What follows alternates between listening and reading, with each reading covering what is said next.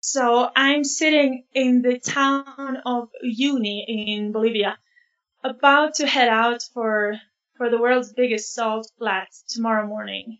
But tonight I'm actually sleeping in a bed for the first time in quite a while. Outside the window now, I'm basically on 3,600 meters of altitude, which means that it doesn't really matter that I'm in the tropics. It's still cold up here.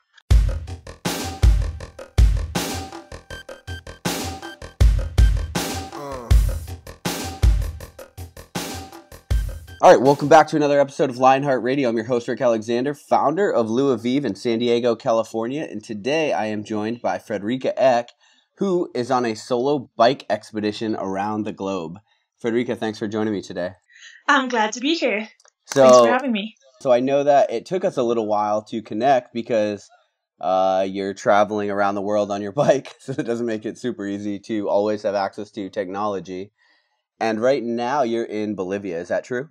That's correct. I've been way up in the Andes now for the last couple of months, basically. So internet connection is not really the best up here. But yeah, now I'm having a couple of days rest here in Bolivia, so managed to find some decent Wi-Fi. So you're up in the Andes. There must be a ton of climbing, huh? Yeah, at the moment I'm in the town of Uyuni, which is on approximately 3,600 meters or so. So. And just the fact that I've actually come down to here says a lot, I think. I was looking on your website on the bikeramble.com, and it was talking about some of the stats, and it said that the climb was like equivalent to 30 Mount Everest. Is that accurate? Probably since that was updated, I've been doing a couple more Everests, I guess. But, okay. The thing is, though, I've had equally as much downhills. So the fact that I've been going downhill for 30 Everest is a pretty nice thought as well, I think. Yeah, absolutely. I'm super excited to get into everything about the whole expedition, but taking listeners back to the beginning, why did you decide to do this in the first place? And I know that your background isn't exactly cycling, so. It isn't, but I think as for probably most people out on these sort of grand adventures, we have a lot of reasons to be out here. For me, myself, it's some sort of crazy combination with just this big urge for adventure to challenge myself and just a massive, sometimes maybe unhealthy dose of curiosity of the world around me. I want to explore everything from nature to cultures to just also this is a big journey within myself in a way. And I come from a sports background, not cycling. I've mostly been playing tennis as I was growing up on a reasonable high level. And at the age of 19 is basically where my whole life took a big turn. I had a wrist injury, which basically, to cut a long story short, had me quit my tennis on a high level. And I think from that sort of vacuum or that empty space, I sort of found my way into something new, and that to me happened to be adventure cycling, which is now what I've been up to. Yeah, for sure. 24/7 for the last couple of years. So I saw also in your bio you completed the world's longest cross-country ski race. Yeah, I mean, I am Swedish after all, and it's sort of, if you haven't, you're not really. Oh, really? Yeah. Yeah. Okay. It's this it's pretty cool, a 90 kilometer cross country skiing race just in the forests of Sweden, and it's sort of like a thing that my family or parts of my family sort of does every year, and at least once I've crossed the finish line as well. So when you got the motivation to leave on this expedition, I mean, it must have taken a ton of planning and training, and I kind of want to know about the prep work that you had to do. I know you had to pay for it, a lot must have gone involved, or did you kind of just get on your bike and leave? Of course, I did a lot of prep work, but I probably a lot less than people would actually think. Did you train the main a lot? thing, I'm always active, so I'm always training, and back home, one of the 3 jobs I had my last year was as a tennis coach. So, I mean, I was working with exercising and just like with the rest of my story, I didn't necessarily do that much cycling before heading off, but I've always stayed active. And probably my main focus preparation wise was simply working to save up cash to travel with. Oh, okay. So you And self-finance the whole thing? yeah, I do have some great sponsors when it comes to gear, but I'm funding the whole trip. So, and to be able to go without income basically for 3 years requires a bit of a budget. So Yeah. I did work a lot, but I sort of tried to keep my practical preparations to a minimum. And for that, now looking back at it, I'm actually really grateful that I made that decision and instead spent those last times at home with my family, with my friends that I now haven't seen for a couple of years.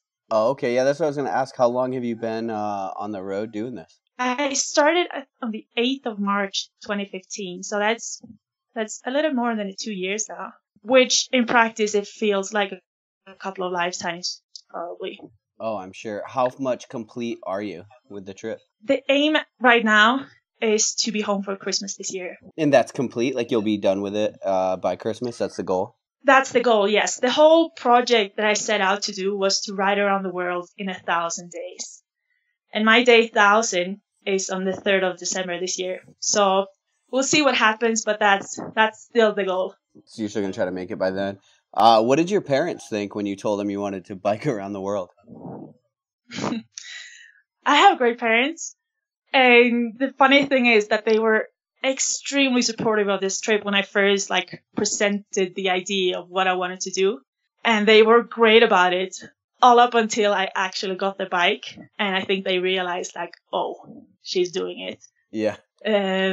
So I think, their parents, they're going to worry. They still worry. But I think now they've always been supportive, but I think now they're a lot calmer with it.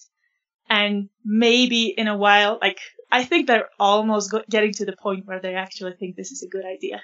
So that's cool. I was looking at your route, and did you leave east or did you leave west? I started back home in Sweden, way northern Sweden, way up in Europe, and spent my first year basically cycling to Singapore. So after just heading straight south all the way through Europe down to Greece, took that famous left turn and headed east through Turkey, Iran, the stands of Central Asia, all these countries that you can barely pronounce before you're actually there, like Turkmenistan, Uzbekistan, Tajikistan, and Kyrgyzstan, into China, where I spent 3 months in the mountains of Himalaya, down through Southeast Asia, and then I spent 3 months in Australia, New Zealand, and at last I flew out by the end of 2016 to Argentina and Ushuaia, southernmost point of the world, basically. And yeah, I've been headed north, and now I'm in Bolivia. How are you navigating? Oh, wow. How am I navigating, really? I do use apps. It's so easy nowadays. You don't need fancy equipment or anything. Basically, my number one help with navigation is a great app called Maps.me. Anyone doing any sort of traveling overland should definitely use it because it's just a great tool for offline maps. Oh, okay. And apart from that, I do still really enjoy paper maps. Just to get to feel like Jack Sparrow for a bit. And yeah.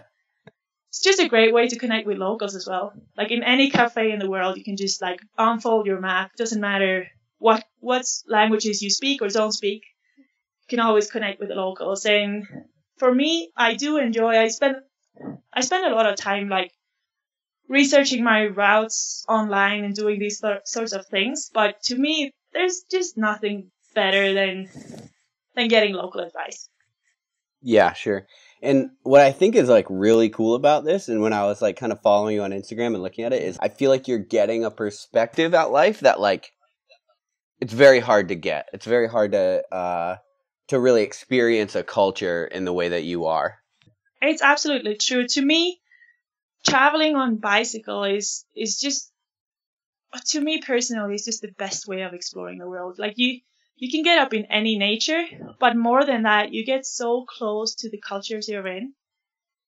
When you roll through tiny villages wherever you are in the world, the kids join you, and it's just it's just a humble way of transportation, which lets you connect in a whole different way with local people wherever you are, especially in less fortunate countries where like everyone is on their bike. It doesn't matter if you're in the mountains of Tibet or back home in Europe or in a village in Laos. Like the bicycle is universal and it connects people. Yeah, absolutely. Are you staying in certain places if you get somewhere and you like it, or are you kind of always moving the next day? I have had a few longer breaks on the trip, but in general, I stay in cities like to do laundry or to stock up on food. From time to time, I do meet people that I just can't leave. And here in Bolivia is one example. After 3 days of cycling, I got stuck in this town with this amazing family and I ended up staying for a week just because I couldn't make myself leave. And that's also like the nice thing about it. I have this constant movement, but it's so free. When I want to move on, I push on. If I want to push hard, I do. But I also have the possibility to actually stay and really like sink into where I am. Yeah, absolutely. So you're just meeting people when you get there, huh? You're not like you don't know people, like for example, the family you stayed with. How did you go about meeting them and stuff? It's always a different story. I mean, there are availabilities nowadays that you can use these like online communities, for example, where you basically exchange hospitality. And then, for me personally, I just love the purity of bumping into people and just like, I don't know, there's this magic about like stepping over a threshold without knowing who or what or when or how things are going to unfold. Mm-hmm. And to me, 2 years in, like all those moments and all those encounters, those are the big adventure of this. What you see on Instagram, for example, is are these amazing views of mountains or deserts or whatever, which is great. And I love it all. But to me, the biggest, like the time I have the most butterflies are those times with people. And one amazing thing that I could never have dreamt of before starting this is that here, 30 countries in, I have, in one way or another, found myself in the home of someone in every single country I've been to. Really? And that's quite amazing. It's saying something about the world. Yeah, absolutely. And honestly, it's kind of a refreshing view on the world because now, and I'm not sure if you know it because maybe you're a little bit sheltered from it. Well, obviously you know it, but you're a little bit sheltered from it. But the world today is through a computer screen. I mean, it's very rare to have very like personal connection. So it's cool that you kind of still you're getting that in a way that a lot of people just aren't getting anymore. Yeah, and I'm just so deeply grateful for just that. I mean, I'm the same way. When I'm home, I'm stuck to the screens just as right. just as much as everyone else. But out here, you're like whether you want it or not, you're in reality, and it's amazing. And it's pretty interesting because as you say, I'm pretty sheltered, or I'm living in a bubble. Because where I am here 100%, and I can't escape whether I want it or not. Which means that on one hand, I'm sort of less connected to what's going on in the world than ever before. I've never read news or seen news as little as these last 2 years, which obviously makes me ignorant in some respects. But then at the same time, I've never known the world, or I know the places that I'm in more than I ever have known my home before, for example. Just because you're not really there, you're a little bit of everywhere. And this is full on, and it's intense, and I love it. Yeah, I mean, I'll be honest, I have been watching the news and you're not missing anything. I think the big stuff they will get to me either way. Right. Can't really escape. Right. So obviously we're kind of presenting this picture like, obviously you're having all these great experiences and meeting these cool people, but what about the other side of it? Have you found yourself in like some not so good areas or some times where you were like, man, maybe I shouldn't be driving through this town? Or Definitely. I think I've had in 2 years' time, it doesn't matter if you're on a bicycle around the world or if you're sitting at home, you're going to run into trouble. Sure. The thing that's different for me is that like the risks I'm taking or the trouble I get myself into is different from what we're used to. And that, I think, for the first time you're in a situation is crazy. But I do have more experience now, and I do have a way bigger trust in myself and just a big trust to my own gut feeling and all those things. So I do run into trouble, of course, whether it's, getting a mechanical while you're in the middle of a storm or when the traffic gets too intense at times. That's probably my number one thing that you sort of forget about that because mostly I get asked, about crazy encounters with people that want me, that have bad intentions, for example, or Right. those sort of things that my parents at home or anyone would sort of go to first. When in reality, if there's something that I need to keep my respect high for, is the traffic, and never really get comfortable with that. So it's different, but I've probably had a bit of everything, and it really depends on where you are, what sort of trouble or what sort of challenges you face. Me traveling as a solo woman, for example, in certain countries or certain cultures, I will have trouble or challenges that I wouldn't have to deal with if I was going as a man or with a man, for example. Mm-hmm. Can you describe any of those challenges that you've actually experienced, like a real example? Yeah, like an obvious one is cycling through Iran, for example. Mm-hmm. It's really complex because Iran is one of my absolute favorite countries on this trip. I've never in my life met as much friendliness and as much good as I did in Iran. But the other side of the coin, and the reason why we have this like really messed up view of the country Iran in the Western world, is the government or the dictatorship Iran, which in practice forces women. Doesn't matter if you're a Muslim or a Christian or a tourist or a Swedish girl on a bicycle, you have to follow the Persian version of what would you call it in English? Like the Islamistic dress code for women. Right. Which means that in July of 2015, I was cycling it like it's dead drop hot summer, 40 degrees, and I'm still wearing, the hijab, the fully dressed clothing during Ramadan, so you're not allowed to drink or eat publicly. It's all these things. And I don't know how many times I was stopped by the police in Iran just for basically showing off too much skin at times. And that could be, pulling up the sleeve of my shirt 10 centimeters or something like that, just because it was too hot. Oh, wow. And that's a very, extreme and obvious example. Mm-hmm. But I think more than getting into trouble because I'm a girl or because I'm traveling as a solo woman, I get experiences and possibilities that I could probably never even dream of if I was going in any other constellation. Just with the whole, meeting people, as we talked about earlier, or, getting invited into people's homes or getting invited into people's lives for a bit. Yeah, it's not going to work if I pose as a threat to someone.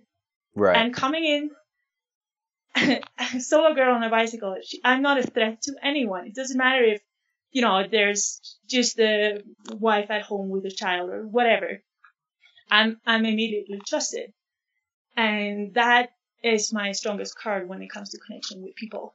So I'm happy to, at times pay a price for it because I do get a lot for it as well. That's kind of interesting. That's the aspect I really didn't think about. I thought about the preparation. I thought about maybe the gear you would have to bring, but I didn't really think about the fact that you have to be really aware of the customs and the traditions of the places that you're going through in order to essentially have a safe passage or do it properly. Yeah, and I think I before countries or when I know I'm going to have a swap in cultures, I do try and, ask around a bit or Google away for a while just to see what I can do to blend in smoothly. Mm-hmm. But, it's never really going to work because I'm making so many mistakes, whether it's about language and you try and say something or you end up calling someone a prostitute. Or Iran is like, it's always funny examples from there because generally when I'm on the road and, for example, I get passed by a truck, someone gives me a lot of space and then, makes a nice passing. Usually I give them thanks by a thumbs up. And it took me 2 weeks in Iran before someone actually told me that the thumbs up is really the middle finger there. So when I was trying to give my thanks, what I was doing was like just, expressing this massive road rage to all the truck drivers passing me. And all those things are always going to come up. And, you learn to just take it for what it is. And everyone realizes, humor is universal. So it doesn't usually get me in too much trouble. Mm-hmm. Do you get sore anymore when you're traveling? After a couple years on the road, I imagine you're just very conditioned to biking at this point. Do you ever wake up and just like really sore? Is that kind of past now? Sore, probably not, but I do get, from long times without rest, I do get pretty like drained. Yeah, just more like exhausted. Oh, yeah, exactly. So, I've learned to, I just, I know my body by now, so I can sort of, I can tell what I need when I need it. So it's not really something I pay attention to anymore. It sort of goes by its own nature in a way. Like now, for example, today I'm resting up here in Uyuni just because tomorrow morning I'm hitting what is the biggest salt flat in the world. And I have a couple of pretty tough weeks ahead. So yeah, I figured why not take a day off just to make sure that I have the energy to have a good experience out there. Yeah, absolutely. So when you're going through the salt flats, are you going to have to camp in more of like a austere environment, or do you plan on like getting to cities every night? Basically what I'm heading out to is this massive dried out lake. Crossing it from side to side, which I'm going to do, is basically 150k, give or take. And I mean, a salt flat, anyone who has ever seen a photo of it or been there or know what it is, and it is nothing. So what I know is there is like in the middle of it, there's supposed to be some sort of island where you can sort of find some shelter from the wind. So probably I'm going to try and make it out there just to be able to camp with water and to not ruin my tent. Yeah. But we'll see what happens. I always have ideas and sort of plans, but reality is usually something else. Yeah, that's a good lesson no matter what you're doing. I think life always has a different plan for you, Yeah, and that's the charm of it, isn't it? Mm-hmm. Yeah, absolutely. What kind of speed can you keep? Because, you must be very weighed down on everything. How fast have you typically been traveling on flat road, I guess? Yeah, it's just like you say, it depends so much on everything from surface to winds to mountains to photo stops, but I think on average, I do keep statistics. So my averages tell me that like a typical day for me would be sort of 85 kilometers. And I think my average speed, like totally on these almost 40,000 Ks that I've been traveling now, is hovering around like 15, 16 Ks an hour. Okay. But it's just, it's different worlds. Usually nowadays I look at the time I'm spending in the saddle more than kilometers. Yeah. For example. Yeah. Because on a normal day of 6 hours of riding, that can take me 30 or 150 Ks depending on where I'm at. So. Right. Yeah, that's a little bit of an amateur question on my part because I do a lot of ultra endurance events, and that's the thing about when you spend a lot of time doing any kind of endurance event, you really can't talk about pace like you can, say, a marathon or something because, obviously there's so many factors and variables that come into play. Yeah, and it's just going to bring you down, I think, if you look at the kilometers while, pushing your bicycle about on a gravel pass in the Andes, it's not going to be a good time because you're not getting anywhere. Right. I had it like a couple of weeks back. I had this where I ended up on this just really miserable gravel road. I was sinking way deep. No way I could have pedaled at all. So I basically got down to the point where my my odometer stopped recording any speed at all. And that's below like 2.5 k's per hour. And it's, you just, then all you can do is just start a good podcast and spend the time. Cause it's the only thing you can do really. Right. Yeah, sure. That is something about your journey too, is obviously you have this goal, which is to make it around the world, but you almost can't focus on the goal. You just have to be so entrenched in the moment and so focused on the journey, because it is such a long process that I think you would make yourself miserable if you were like focusing on like getting it done. Absolutely. Like back on that road, if I was thinking, how I was going to make my way home to Sweden, Mm-hmm. I would, you would just lay down on your back and go to sleep basically. Yeah. So that is pretty interesting, or a cool thing I think about the mind, that I've been doing this now for 2 years, 30 countries on 4 continents, whatever. Doesn't matter how much I've done before or how much I still have ahead. I'm always, just going to the next corner, or not going for the next 10 Ks, or until this song ends, Mm-hmm. or, Right. my big goal is always the next city and nothing else. So, and that's useful. I think I personally would go crazy if I didn't work like that. Yeah, absolutely. I think whenever you do finish, it's going to be kind of hard to go back to society where everybody's very fast paced and looking at their phones and, very right now. I want this right now, and not like delayed gratification. They're not like in the moment like you are. Yeah, we'll see what happens. I mean, it's like wherever you go, you adjust. So for sure, when I come home, I'm gonna fall back into loads of old habits and Mhm. loads of old like thought patterns and behaviors.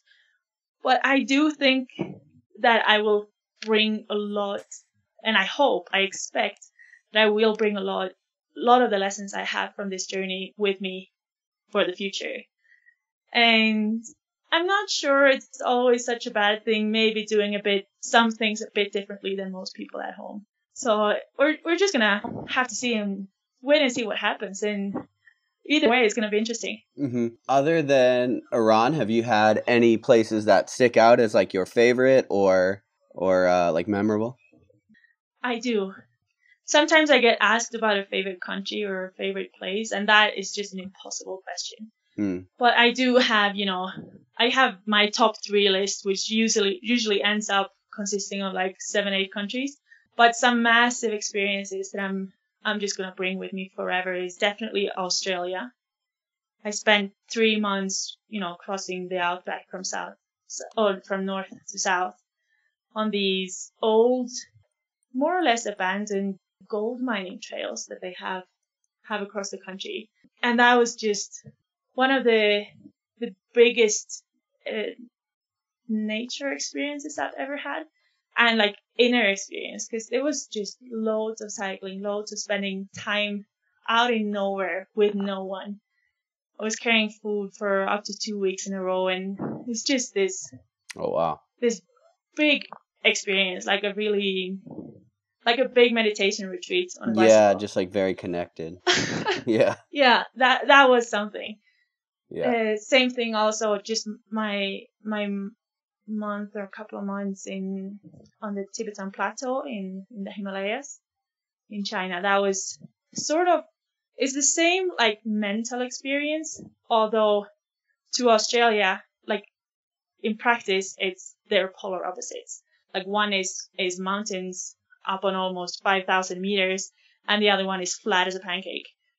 One was 40 degrees in summer, more or less, and the other one was, waking up to a tent that's minus 15 degrees Celsius.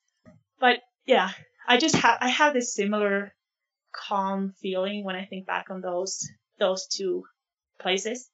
So they're really, really up there. Yeah, that's really cool. Like you're going to be able to take these, not just the memories, but also like the experiences, the things you've learned about yourself in these moments, and like apply them to the rest of your life, even when this is over, which is like something that's really cool, and people are never gonna be able to understand or even get to have that, experience or knowledge about themselves. That's cool. Yeah, I'm just so grateful for it. And one thing that that now is really great for me personally is that when I set out on this journey, to me, it was, the start of my big adventure, my life's adventure. And now, headed home, I feel like I'm finishing up my first adventure. It's huge, and it might be the biggest one I will ever do, but it sure is the first. Yeah. So I really feel like I've been growing so much on so many levels doing this. And I wouldn't be able to just drop this and, move on and have this as a memory. In one way or another now, this onwards is going to be part of my life. We'll see for how long I'm only going to do these things or how I combine it with other things, but it doesn't really matter, but it is here and it's going to stay with me. Yeah. I was going to save that question kind of for the end, but it's a good segue. Like, do you have any idea about like what's next or adventure, or do you think back to more of the normal life? Have you even thought about it? Yeah, I have all those thousands of hours in the saddle. I do have a lot of time to think. Right. Sometimes a bit too much. Mm-hmm. And I already since way back in New Zealand, which is like 6 months ago now, I do have my next adventure planned. Oh, you do? Or I have it decided, or I'm not sure what would be the best word for it in English, but I have loads of ideas. Yeah. And now also I have something in practice, which is like, it's a cool thing because it doesn't just feel like I'm cycling home to the end, but it's also, I will come home, spend Christmas, relax, celebrate, do all those things. But then I also quite quickly have a new beginning, like new preparations to make. Mm. So in as early as May 2018, I'm heading off for the next big one. Do you want to share what that is, or do you want to keep that a secret for now? It's going to be something big, and it's going to be something really different from what I'm doing now. Because you're getting me with the cliffhanger. But yeah, I am going to keep it until I come home. Okay, fair enough. So I have a lot of questions. As soon as I told people, hey, I'm interviewing this girl that's riding her bike around the world, like everybody's like, wait, what? And they had a million questions. So I'm trying not to jump around too much, but there's definitely so many things I think people want to know about the journey. Have you had trouble getting into countries? Probably the time with the toughest bureaucracy was back in Central Asia. And also, getting a visa for China is not really an easy task. Yeah, China's the one I was wondering about. Yeah, China was a challenge because if you let them know that you're on a bicycle, you're not getting it. Really? So, yeah, but it's fine. Like, as you have your visa, you're more than welcome to show up at the border with a bicycle. But just from the bureaucracy process, you're done. Right. Same thing. Back in Central Asia, it's a lot of weird stuff going on at borders. And I've had a few times where I've spent really a lot of time getting into countries, but I don't really think that I've ever been close to actually not getting in. Oh, okay. And then, so I know there's a charity aspect to this. Would you want to talk about that a little bit? Absolutely. I do run it's a distance-based fundraiser. I'm running for an organization called ActionAid, which they're basically working with securing the most fundamental basic human rights for women and girls around the world. And basically when I had this idea and I started this project for myself because I wanted to have this great experience and I wanted to head out for adventure. Mm-hmm. But quite rapidly, as I progressed in my planning and realized, like, hey, I'm going to be doing this for 2.5, almost 3 years. Like this immensely egoistic project just for myself. And I realized, like, for me to feel good about this and for me to keep my motivation for all this time, I need to have something more. And I need to do something during these years that actually means something to someone else than myself. Mm-hmm. And I have the work of action has always been like really close to my heart, just because I'm a woman myself, and I come from a country like one of the most equal countries in the world, but we still struggle. And then you see what's going on outside of our bubble, back up in Scandinavia, Mm-hmm. is a whole different story. So basically, how the fundraiser works is that a bunch of people, a bunch of companies have signed up or committed themselves to donate a few cents or a dollar or whatever for every 10 kilometers that I'm riding. Which means that as long as I'm cycling, as long as I keep pushing, more funds are going to come into this organization and the work that they're doing. And it's been going great, actually. So far, already a year before I'm home, we have like within the organization, like actual donated funds, bit over 40,000 euros, which I'm not sure exactly what that would mean in dollars, but it's a fair chunk of money. Yeah, absolutely. And I would take a stab at it, but I'd probably be wrong. yeah, I was gonna do the same thing, but then I just changed my mind because I was gonna mess up probably. Yeah.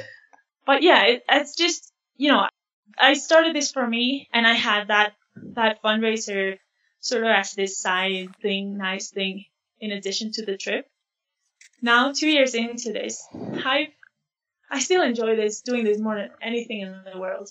But in a way, I've sort of had my views already. And more than anything, spending these 2 years out on the road have been an eye-opener bigger than I could ever have expected. It's just as beautiful as the world is, it's cruel. It's horrible. And we're a lucky few that are born into societies or into places. Me, for example, I could without batting an eye, I could head out to fulfill this big dream. Right. And it's just because I won the lottery of the passports. And what I dream of now, because I in a way I've had my experiences. I could, if I went home now, I would be joyful for a lifetime. What I dream of now is, having more girls, having more women, or more people of this world that haven't been as lucky as I have, also get the opportunity to have their dreams and to go for them. And that is motivation good as any on any rainy day. Yeah, for sure. That's really cool. I think there's a lot of people that have very like altruistic notions and they like really want to help the world. Truthfully, I think wherever the motivation started isn't very important. I think it's really cool that you figure out a way to pair, this experience that you wanted to have with a way to essentially give similar experiences to other girls, like you said, that just didn't win the passport lottery. That's very cool. Yeah, and for myself personally, you know how things can really get to you when you read about it in a paper or watch it on TV. But when you're experiencing something, it's on a different level. So going through many of the countries that I've traveled through now are the very places, and I've met the very people that this money is for.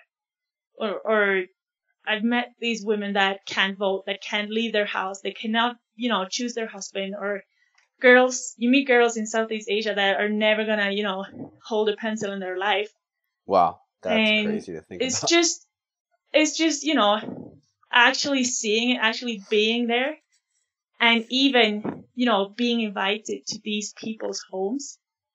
The people that seem to have absolutely nothing, that still invite this, sweaty stranger for whatever reason into their house to share their bread, to share their time, to play with the kids and all those things. It's just, you can't not get knocked out by it. Yeah, I can't even imagine how much your perspective must have evolved and shifted since, starting your journey in Sweden to really now having been like kind of on the back end of it and really having gone through those experiences. Because it's like you said, it's easy to think about and see things on the media and see things on TV without actually experiencing them. You don't really know, like you don't really feel it. You don't understand like what people are really going through, especially because with TV and movies and all these things, like, we get our senses are just completely slammed all the time with like this sensory input of all of these things happening around the world. So you don't really, as much as I would like to think you do, you don't really get it when you watch it on the news. We just have to do whatever we can. If when we're home, like, watch the news is basically what we can do, so we do it. It doesn't matter if in theory we could do something that would be, even grander, but just depending on where we are in our lives and physically or whatever, we're doing what we can, all of us. Yeah. And for myself, for example, I go through these times when I'm cycling through, I don't know, say the mountains of Tajikistan. It's an incredibly poor country. And basically, the majority of the country is based on 3 or 4 or 5,000 meters altitude. People are living in these really sad excuses for houses with absolutely no heating, and the winters are brutal. So basically, they spend their summers collecting the feces of their animals to dry it, to have something to burn to survive the winter. Jeez. And maybe you meet someone with a solar panel on the roof, a bit of electricity to charge a telephone or something. Or some people have some sort of running water, many don't.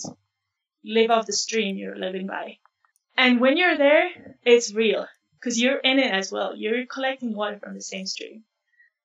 But then, flash forward 1 year, I was cycling in New Zealand, one of the richest countries in the world. And over there, I'm back into this intellectually knowing that you should appreciate having a tap. You should not only appreciate having drinkable water in a tap, but actually having a tap. Right. But still, when you're in it, you get used to everything. And I think it's awful when the water isn't hot in the shower. Although right. I've been there. So I think for all of us, it's not a one-stop solution. Or like with anything you do, if you go work out once, you're not going to be fit for the rest of your life. If you go spend 1 month in Tajikistan, you're not gonna understand that or be there for the rest of your life. So it's important to, not get comfortable with these eye-opening experiences, for example. Just because I've had them doesn't mean that I'm automatically gonna be there mentally for onwards. So coming in here to Bolivia, for example, is really great for me. It's like, things doesn't have to be comfortable or beautiful or positive to be a great and massively valuable experience. Yeah, I wanted to say, I'm looking at your route right now, and it looks like you're going to head up through South and Central America onto the United States. The route you're looking at was the exact plan up until 2 months ago. Oh, okay. So I've always made plans, just like I said, and I've changed them a lot. Although now, lately, I've made the biggest swap or biggest turn that this trip is probably ever going to make. So I'm going to keep going until Colombia, the northernmost country of South America, and from there catch a flight out to West Africa. Ooh. So it's not just, changing a plan for a city or a country. I'm swapping continents now. Yeah. And I think for me, it's sort of, I have different references now than I did when I started this trip 2 years ago. Back then, finishing through the States was the best thing I could imagine. And now lately, the last months, I was finding myself struggling mentally a bit, just because I felt like, I'm coming through the Andes now, which is some of the greatest cycling I've ever done. And finishing up through the States mentally would be a sort of a fade out of this whole thing. With a language I can speak, with a culture I'm familiar with, on silt smooth tarmac most of the way, and basically what I would have to do in the States was just to get the kilometers in there. And I don't want to have a fade out for this adventure. I want to have a crescendo. So what I'm doing now is, logically, for my, for the chances of actually getting to finish this adventure or this project successfully, this is a disaster. But for me personally, like for the adventure, for the challenge, and for everything that I'm searching, it's the obvious choice. Right. So yeah, big changes coming up. Yeah, for sure. So that's what I was going to say. I was like, once you get, I think, north of the Mexican border, you're going to be severely disappointed as far as authentic experiences go. But that just goes to show, I think you making this decision it just shows your commitment, I think, to the journey and the process and the expedition, because I think there's a lot of people that are going to choose comfort 10 times out of 10. And I guess just your steadfast commitment to the journey instead of the comfort it's refreshing, and obviously that's what led you to having this great expedition in the first place. Yeah, and it doesn't matter how much of a cliche it is, but that whole it's about the journey, not the goal. It's right. There's nothing with more truth to it, because I'm going around the world. If I wanted to reach my finish line, I could have stayed there to begin with. And it just goes with every single part of this. My interest is not in being able to say that I have cycled around the world, but that I have done this. I want the experience. I want to be in it, and I want it in the best possible way. And for me, this is it. Yeah, no, I completely agree. As cliche as it is, I completely agree. So the Lionheart Kicker is the final question, and this is something we ask on every show. If you could give one piece of advice and it was guaranteed that everybody in the world would hear it, they might not all follow it, but it would be translated to every language, every single person in the world would hear this piece of advice, what would you tell them? That's a big responsibility. It is. I think for me, it's just about, we all have crazy dreams. For me, it was riding a stupid bicycle around the planet. And I realized, doesn't matter how great I think this is, it's not for everyone. But I also realized that every single one of us have ideas. Some people call it projects, some people call it ideas, some dreams, some try and just ignore it. But for me, I think we just have to try. Dare try. And who cares, if something is going to work out or exactly where it's going to lead us. For me, for example, I've spent, 2 years on the road, but a good year and a half, or the last 4 years of my life, I've dedicated full on to this project, which I still have no idea if it's going to work out or not. It just doesn't matter, because I'm trying, and just the experiences it has given me so far is enough for a lifetime. So I think it doesn't really matter what dreams we have or whatever ideas we happen to. Just gonna, take one small step and see what happens. Take another one, and then another one, and all of a sudden, you might find yourself in something great. Yeah, absolutely. So people that are listening this and that have or are listening to this and have been intrigued by your journey and want to support what you're doing, how can they follow along and do that? I update most frequently on my Instagram at handle the Bike Ramble. And then, I'm for the same name everywhere on Facebook, search for the Bike Ramble, or on my website where I blog, and where, for example, this fundraiser is held. All information about anything and everything about me or the trip is on www.thebikeramble.com. Okay, very cool. Well, thanks for being on. I really appreciate you taking the time out of your expedition to join us. Oh, this was absolutely great. Thanks for having me. Yep. All right. Thanks, guys. Thanks for listening to Lionheart Radio. I hope that the information from today's show will make you fitter, happier, and healthier. For the show notes of this episode and every episode, head to www.lionheartrad.io. Yep, just like Lionheart Radio. And please, if you have the time, head over to iTunes and give us a 5-star rating. It really helps us to know that we're on the right track in delivering you reliable information and value. As always, feedback is welcomed. If you have any comments on the show or would like to suggest a guest, send me an email at rick@luavive.com. That's LUAVIVE.com. Thanks for your support, and we will see you next time. Bitch, I feel good. Don't I look stupendous? My shine is so endless, and shit you can do to end this. Even when when I'm dead, niggas still gon' bump that chip shit. Coke, white, Escalade on cinches for you dipshit. So you won't forget this, Midwest nigga be the coldest. Cleveland